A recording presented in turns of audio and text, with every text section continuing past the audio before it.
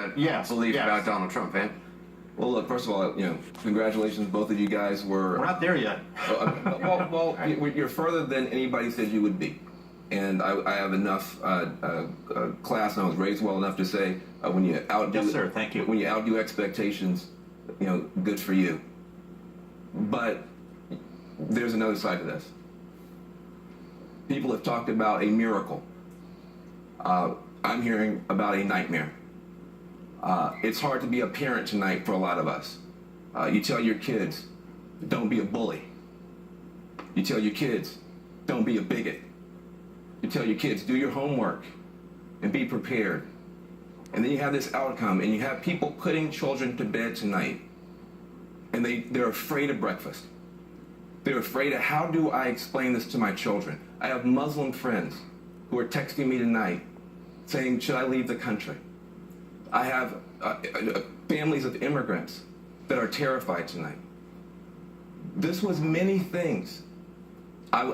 This was a rebellion against the elites.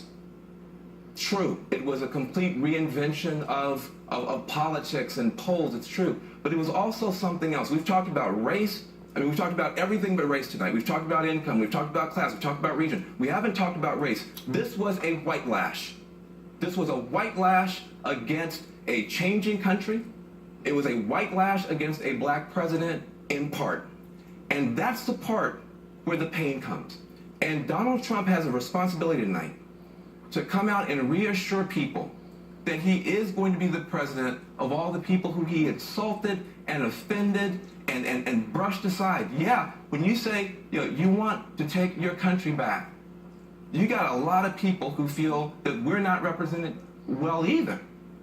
But we don't want to feel that someone has been elected by throwing away some of us to appeal more deeply to others. So this is a deeply painful moment tonight. I know it's not just about race. There's more going on than that. But race is here too. We got to talk about it. Well, and